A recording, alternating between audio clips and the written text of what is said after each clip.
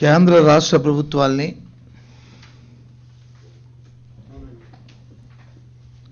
మరొకసారి కోరుతున్నాం.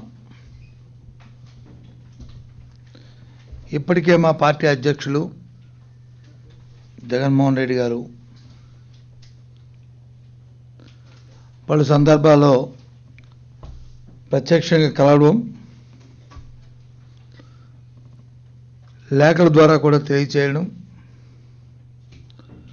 శాసనసభ సాక్షిగా తీర్మానాన్ని కూడా ప్రతిపాదించి రాష్ట్రానికి ప్రత్యేక హోదా కావాలని కోరడం జరిగింది. ప్రత్యేక హోదా వస్తేనే రాష్ట్రంలో పరిశ్రమలు వస్తాయి, ఉద్యోగ అవకాశాలు వస్తాయి, రాష్ట్ర అభివృద్ధి జరుగుతుందనే అంశాన్ని మీద ఇప్పటికే చెప్పడం కూడా జరిగింది. మొన్నటి రోజున విద్యార్థులతో మాట్లాడిన నేపథ్యంలో కూడా విద్యార్థులందరూ కూడా, యువత అంతా కూడా నిరాశ నిస్పృహలు కావద్దు, ప్రత్యేక హోదా ఈ రాష్ట్రానికి వస్తుంది, వస్తేనే తప్ప మీ భవిష్యత్తు ఉంటుందనే విషయాన్ని కూడా చెప్పడమే కాకుండా దానికోసం పోరాటం చేస్తాను, ఎంతకైనా సరే ఆఖరి వరకు పోరాటం చేసే సాధిస్తామనే విషయాన్ని కూడా జగన్మోహన్ రెడ్డి గారు చెప్పడం జరిగింది. ఆ నేపథ్యంలో విశాఖపట్నంలో కూడా త్వరలో విద్యార్థులతో మాట్లాడబోతున్నారు. 26వ తారీఖు నాడు గుంటూరులో లోపలిగానే రాకపోతే, ప్రత్యేక హోదా కేంద్రం ప్రకటించకపోతే నిరవధిక నిరాదీక్ష చేస్తారని ఇప్పటికే ప్రకటించడం జరిగింది. ఈ విషయమే మరొకసారి మరి కేంద్ర రాష్ట్ర ప్రభుత్వాలని కోరుతున్నాం. ఈ రాష్ట్ర ప్రయోజనాలకి ప్రత్యేక హోదాని ఇవ్వండి. ప్రజల తాలూకా ఆలోచన ఏదైతుందో, ప్రజా కోరిక ఏదైతుందో, రాష్ట్ర అభివృద్ధి అంశం ఏదైతుందో ఆ కార్యక్రమం చేయమని చట్టసభలో చేసిన అంశాలని చట్టాన్ని గౌరవించి అమలు జరపాలని, పార్లమెంటు సాక్షిగా ఇచ్చిన వాగ్దానాలు నెరవేర్చాలని చెప్పి కోరుతున్నాం. ఈ నేపథ్యంలో ఇప్పటికే కరపత్రాలు కూడా వేయడం జరిగింది. ప్రత్యేక హోదాపై ఏ లాభాలు ఈ రాష్ట్రానికి వస్తాయి, ఈ అంశాలు ఉన్నాయనే విషయాన్ని కూడా ప్రజలకు సవినయంగా తెలియచెప్పడం కూడా జరిగింది. ఇక మొన్నటి రోజున అనుకుంటాను, ఈ మధ్య జరిగిన గోదావరి పుష్కరాలకు సంబంధించి రాష్ట్ర ప్రభుత్వం విచారణ కమిటీని వేయడం జరిగింది. విషయం జరిగిన 2 నెలల తరువాత 26 మంది చనిపోతే ఇప్పటికీ విచారణ కమిటీ నియమించడం, అది కూడా ఇంకో 6 నెలల సమయాన్ని వాటికి కేటాయించడం మరి చూస్తుంటే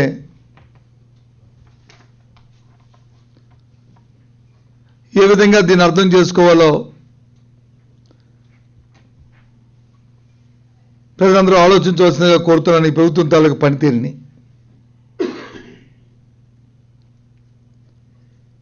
విచారణ కమిటీకి ఇచ్చిన టర్మ్స్ ఆఫ్ రిఫరెన్స్ చూసుకుంటే, ఆ రోజు సాక్షాత్ జిల్లా కలెక్టర్గా జిల్లా మేజిస్ట్రేట్ ఒక నివేదిక ఇచ్చాడు. ఆ రోజు మానవ హక్కుల సంఘానికి, కమిషన్కి. దాంట్లో ముఖ్యమంత్రి గారి తాలూకా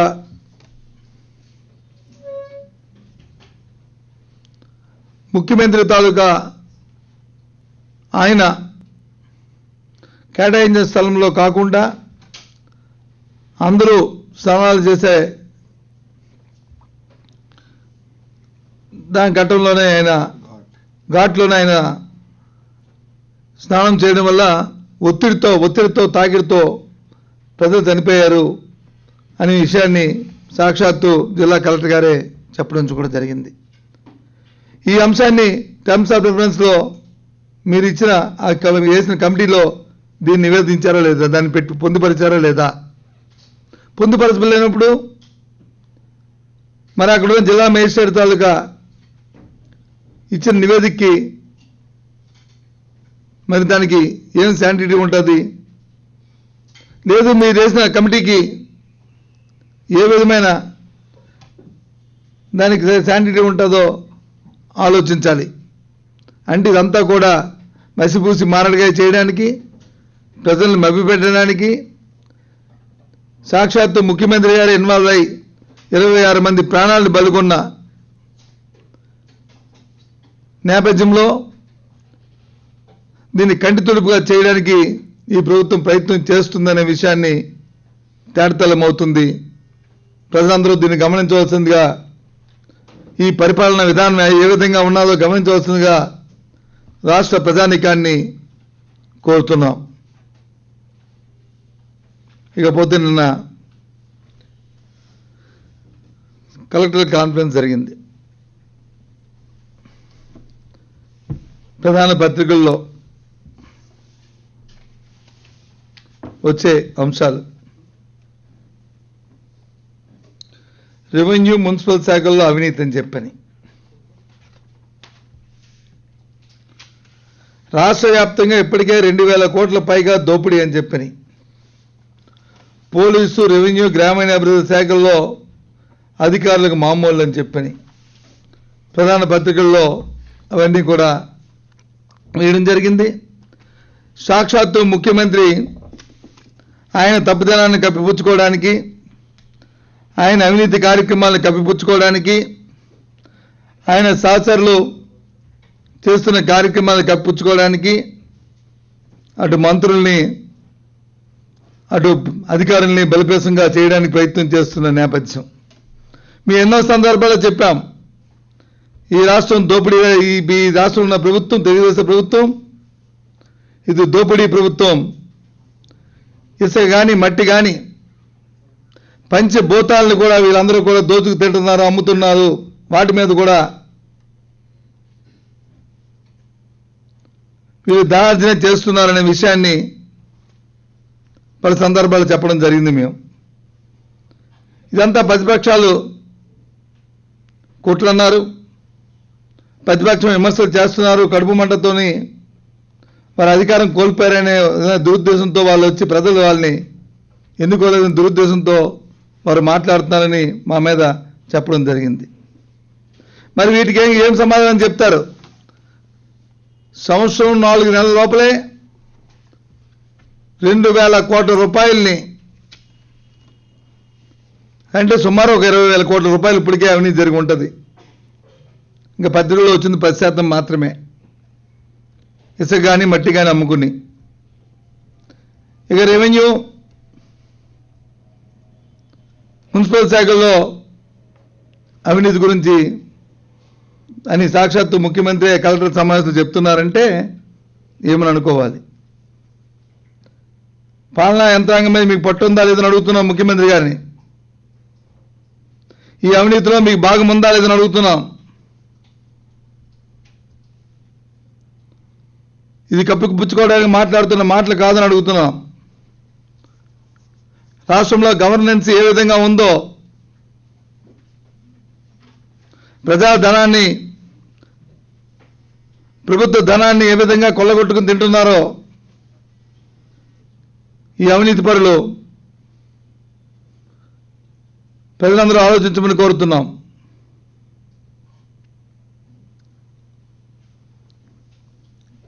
రెవెన్యూ మున్సిపల్ శాఖలు కనిపించాయి.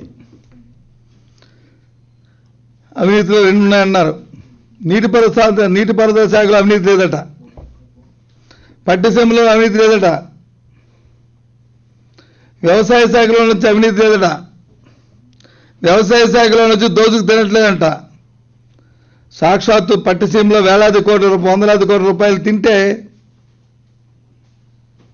మరి దాని గురించి కూడా వీటితో పాటు మాట్లాడితే బాగుండు. అదేవిధంగా వ్యవసాయ శాఖలో ఏదైతే పత్తి కొనుగోలులో సాక్షాత్తు సంబంధిత మంత్రి ఉన్న జిల్లాలోనే ఏ విధంగా జిన్నింగ్ మిల్లుల ద్వారా అవినీతి జరిగిందో, సిబిఐ ఎంక్వైరీ అధికారులను ఏ విధంగా వారిని దానికి బాధ్యులు చేసి మరి మంత్రి గారి జిల్లాలో ఇలాకాలో ఎలా జరిగిందో, అధికారులు వాళ్ళు ఎలా దోచుకు తిన్నారో దానికి మంత్రి గారు మొత్తం సెలవుందో అందరికీ తెలిసిన విషయమే. ఇక సాక్షాత్తు అది ఆరోగ్య శాఖ మంత్రి ఎలాగో చూసుకుంటే ఆయన ఎంత అసంబద్ధుడో ఈ మధ్యకాలంలో జరిగిన సంఘటనలు మనకు తెలుస్తున్నాయి. ఎలుకలు మనుషుల ప్రాణాలని మనుషులతో ఎలుకలు మనుషులతో చెలగాటలాడుకుంటున్నాయి. ఇంతకుముందు మనుషులు వచ్చి ఎలుకలతో చెలగాటలాడి, ఇప్పుడు ఎలుకలు వచ్చి మనుషులతో చెలగాటలాడుతున్నాయి. మనుషులు ప్రాణాలు తినేస్తున్నాయి. ఇవాళ సాక్షాత్తు ఒక గుంటూరులో మళ్ళీ కట్లబాము ఒక మహిళని ఇవాళ పట్టణం పెట్టుకున్న సందర్భం, తీసుకున్న సందర్భం, ఇంకేమవుతుందో తెలియదు. ఇంకది మా విజయనగరంలో అయితే కుక్కలు 2 ఏళ్ల బాలుడిని విశాఖపట్నంలో మరి పట్టణం పెట్టుకున్న సందర్భం విశాఖపట్నంలో. ఇది ఇవాళ రాష్ట్రంలో ఉన్న పరిపాలన. సాక్షాత్తు నిన్నగాక మొన్నే ముఖ్యమంత్రి విశాఖపట్నంలో పర్యటిస్తూ అక్కడ చెత్తారం గురించి మాట్లాడిన సందర్భం. సాక్షాత్తు ప్రభుత్వం వచ్చి 16 నెలలు దాటిన తర్వాత కూడా ఇంకా పాత ప్రభుత్వం మీద ఇంకా నిందలు వేస్తున్న సందర్భాన్ని 16 నెలలు చోద్యం చూస్తున్నారా మీరు? ముఖ్యమంత్రి వెళ్ళిపోయిన మన్నాడు కుక్కలు వచ్చి పిల్లల్ని నోట కరుచుకున్న పరిస్థితులు, ప్రాణాలు పోయే పరిస్థితి. ఇది ఈ ప్రభుత్వం తాలూకా పరిపాలన విధానం. ఎక్కడ చూసిన అవినీతి, ఎక్కడ చూసిన అసమర్థత, ఎక్కడ చూసిన దోపిడీ. రాష్ట్రానికి రావాల్సిన ప్రయోజనాలు చూస్తే ప్రత్యేక హోదా కానీ లేదు, రాష్ట్రానికి రావాల్సిన చట్టంలో పెట్టిన అంశాలు ఏవైతే ఉన్నాయో, పార్లమెంట్ అప్రూవ్ చేసిన ఏదైతే ఉందో, ఆమోదించిన చట్టం ఏదైతే ఉందో ఆ చట్టాన్ని అమలు జరిపే పరిస్థితులు కనిపించట్లే. కేంద్రమే ఒత్తిడి తీసుకురావట్లే. ఎందుకంటే ఈయనకున్న ఆలోచనలు ఈయనకున్నాయి. వీళ్ళమే అవినీతి 50 లక్షల రూపాయలు సాక్షాత్తు ఎమ్మెల్యేకి ఇచ్చి పంపించి ఇక్కడ ఎమ్మెల్యేలు కొంటున్న 50 లక్షలు ఇస్తూ ఇంకా 5 కోట్లకి బేరం పెట్టుకున్న నేపథ్యం. అది సారథి గారు 50 కోట్లు ఇస్తూ 5 కోట్ల గురించి బేరం పెట్టుకున్న సందర్భం. ఆయన వచ్చి మేము చెప్తున్నాం మొదటి నుంచి కూడా, ఆ కేసు నుంచి బయటపడడానికి రాష్ట్ర ప్రయోజనాన్ని పణంగా పెట్టి ప్రత్యేక హోదా గురించి మాట్లాడిపోవడం చాలా విడ్డూరం. ఇది వాస్తవం కాదని అడుగుతున్నాం. ఏదైనప్పటికీ కూడా అన్నీ కలిపితే ఈ ప్రభుత్వం పూర్తిగా అవినీతిమయమైపోయింది, అసంబద్ధ పరిపాలన ఉంది. ఈరోజు అన్ని వర్గాలు కూడా ఇబ్బందికరమైన పరిస్థితులు ఉన్నాయి. నిన్న కాక మొన్న పట్టిసీమ సాక్షాత్తు ముఖ్యమంత్రి ఆయన నీరు విడుదల చేస్తానని వెళ్తే పంపులు పనిచేయట్లేదు. నేను మొన్నటి రోజు వర్షాలు పడి వరదలు వస్తే ఆ సంబంధ మంది వచ్చి ఆ నీరుని వచ్చి గోదావరి నీరు కృష్ణాకు వదిలేమని ఆయన చెప్తున్నాడు. ఇది ఏంటో అంతా గందరగోళంగా ఉంది అన్నారు పట్టిసీమ పెట్టినప్పుడు. ఏమని ఈ ప్రాజెక్టు ఏదైతే రాయలసీమ జిల్లాలు ఉన్నాయో వాటి కోసం ఈ కార్యక్రమాన్ని చేస్తున్నామన్నారు. మరి రాయలసీమకి ఎక్కడి నుంచి వెళ్తుందా? ఎప్పుడు వెళ్తుంది? ఏ రకంగా వెళ్తుంది?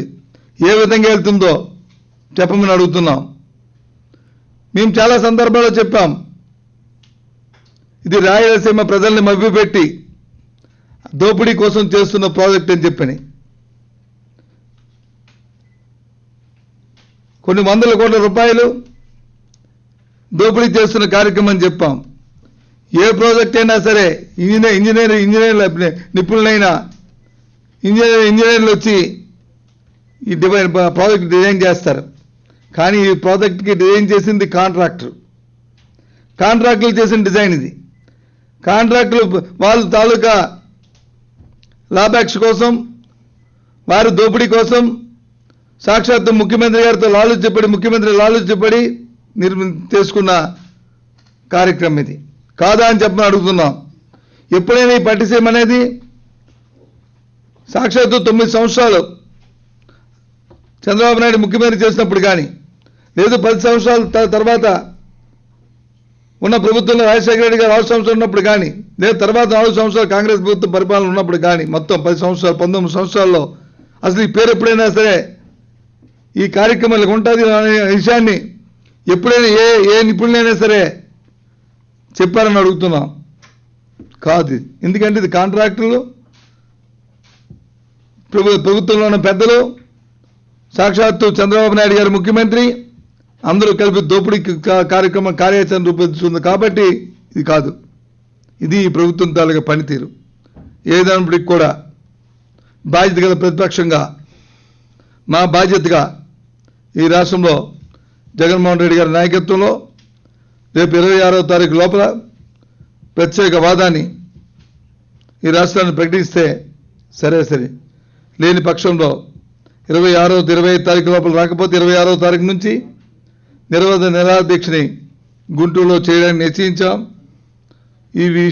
దీనికి ప్రజలందరూ కూడా మన ప్రయోజనాల కోసం, మన రాష్ట్ర అభివృద్ధి కోసం, మన పిల్లల ఉద్యోగ అవకాశాల కోసం, మన తాలూకా అభివృద్ధి కోసం, మన భావితరాల తాలూకా భవిష్యత్తు కోసం మరి మీ అందరూ కూడా దీంట్లో సహకరించాలని, పాల్గొనాలని మరి మీ ద్వారా కోరుతున్నాం. రెచ్చగొట్టడం ఏంటండి? ఇదేమన్నా అబద్ధమా? ఇది అబద్ధమైతే ఇది ప్రత్యేకవాద అనే అంశంగా లేకుండా మేము కొత్తగా సృష్టించిందైతే లేదు ఏదో అంటే దీన్ని రెచ్చగొట్టడం మానేస్తాం. రెచ్చగొట్టడం అసలు ఈ విషయం మేము మాట్లాడడం. ఎప్పుడు లోపల వస్తుందో చెప్పనండి, ఎప్పుడు ఇస్తారో చెప్పనండి, మేము ఈ విషయం గురించి మాట్లాడడం మానేస్తాం. రెచ్చగొట్టడం ఏంటండి? ఇది చాలా అన్యాయమైన మాట్లాడుతున్నారు అధికారంలో ఉన్న పార్టీ. ఎవరన్నారండి ఈ మాట? మరి ఇదే వాళ్ళు అడగండి. రెచ్చగొట్టడం అనేది వాళ్ళకి మాకు అర్థం తెలియదు, మానేస్తాం. పోనీ ఈ మాట మాట్లాడడం రేపటి నుంచి. ఎప్పుడు లోపల ప్రత్యేకవాదాన్ని ఈ రాష్ట్రాన్ని ప్రకటిస్తారు.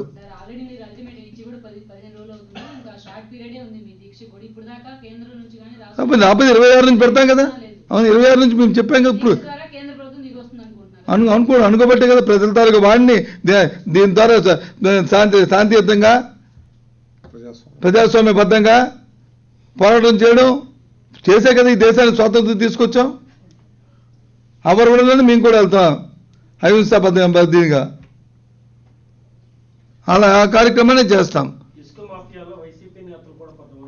ఎస్ అంటున్నారు. అధికారం ఉంది. ఏ పార్టీ అండి? తెలుగుదేశం పార్టీ. చేయమనండి.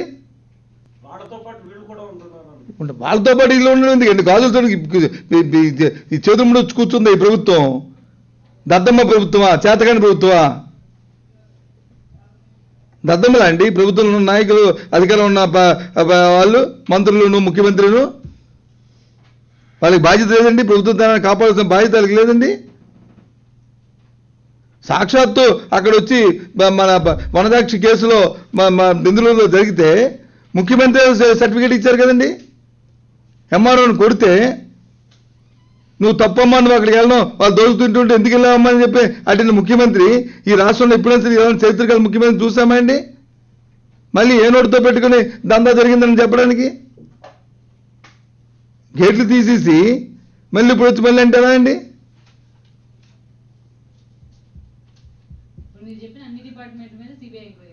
నేను అడిగానా? నేనెందుకు ప్రజలకు తెలియచెప్తున్నాం, సిబిఐ ఎంక్వైరీ ఎందుకు అడగాలండి?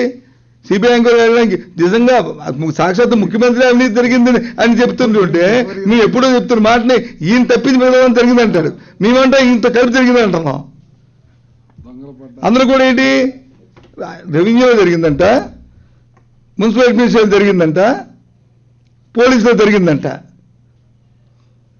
కానీ ఇరిగేషన్లో జరగలేదంట, మరి అగ్రికల్చర్లో జరగలేదంట, సివిల్ సప్లైలో జరగలేదంట, హెల్త్లో వచ్చి ఆయన చాలా సముద్రమైన మంత్రి అంట, ఎలుకలు వచ్చి మనుషులు ప్రాణాలు తినేస్తుంటే. ఇది ఈ ప్రభుత్వం అసలు ఏమైనా సరే సిగ్గు శరము ఉంటే ఈ పథకంలో వచ్చిన తర్వాత ఆ మంత్రులు ఏ విధంగా మరి స్పందిస్తారో మరి వాళ్ళకే వదులుతున్నాం. ఏ విధంగా అనేది ఆ మంత్రులు ఆలోచించుకోవాలి.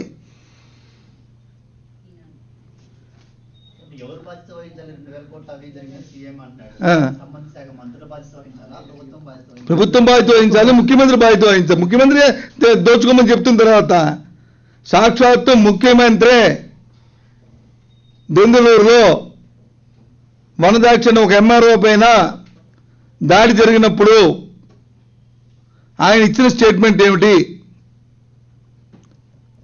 ఆయన విదేశాల నుంచి వచ్చిన తర్వాత నువ్వు ఎందుకు వెళ్ళారమ్మా? ఆవిడ తప్పు కదమ్మా, ఆవిడ వెళ్ళకూడదు కదమ్మా, నీ పరిధి ఉంది కదమ్మా. అంటే ఎవడైనా దొంగ పారిపోతుంటాడు, ఒక జిల్లా నుంచి ఇంకో జిల్లాకి దారిపోతుంటే ఎస్పీని వచ్చి నీ బార్డర్ ఇంతే కదా, నువ్వు ఎందుకు రా అక్కడికి వెళ్ళి పట్టుకున్నావు అని అడిగినట్టు ఉంది చూస్తుంటే. నీ బార్డర్ ఇక్కడే కదా, నువ్వు దాటి వెళ్ళకూడదు అక్కడికి, నువ్వు పట్టుకోకూడదు కదా అని. సరే అధికారులు ఏం చేస్తారమ్మా? అధికారులు ఏం చేస్తారు నాకేం తెలుసు, మీరే చెప్పాలి ఆ మాటని. నేను చెప్తానా ఈ పత్రిక రాసింది? నేను చెప్తా రాసిందా?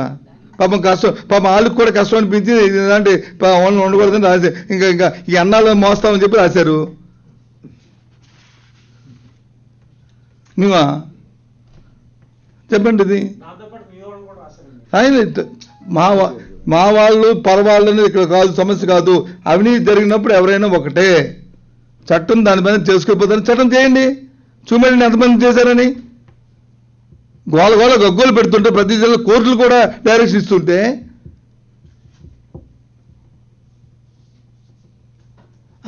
అసలు దీనికి ఎక్కడి నుంచి అంకురార్పణ జరిగింది? ఏ రకంగా జరిగింది? ప్రతి జిల్లాలోనూ కూడా అది కన్స్ట్రక్షన్ యాక్టివిటీ ఆగిపోయింది మొత్తం రాష్ట్రంలో, ఎక్కడా లేకుండా.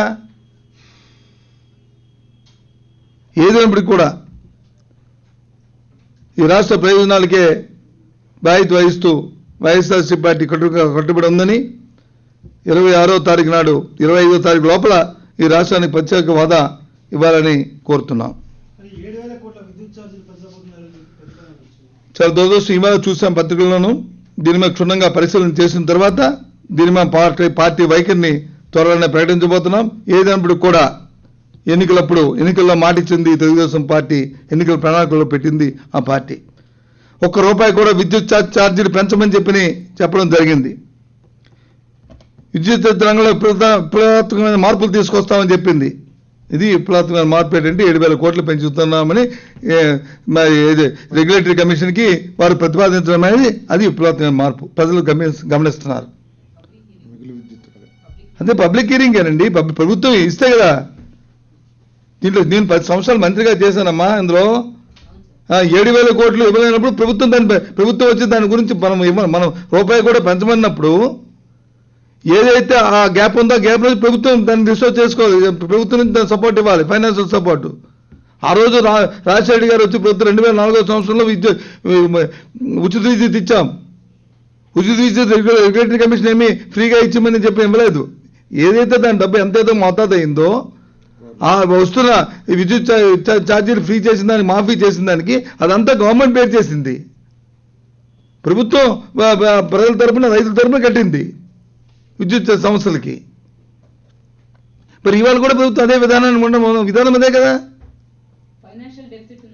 ఎక్కడైనా ఆయనే చెప్పాడు కండి, ఇవాళ డబ్బుకి బ్రహ్మాండంగా ఉందని చెప్పి నీకు నిధుల కొరత లేదు, మొదటి హెడ్డింగ్ నిధుల కొరత లేదు. అవునా కాదమ్మా? నేనేం చెప్పలేదు కదా, ఇదేమి ఆయన చెప్పిందే కదా నిధుల కొరత లేదని. నిధుల కొరత లేనప్పుడు 7,000 కోట్ల రూపాయలు ఏ విధంగా మరి రెగ్యులేటరీ కమిషన్కి వచ్చి ప్రతిపాదనలు పంపిస్తుంది? ఎన్నికల్లో ఇచ్చిన మాట ఏంటి?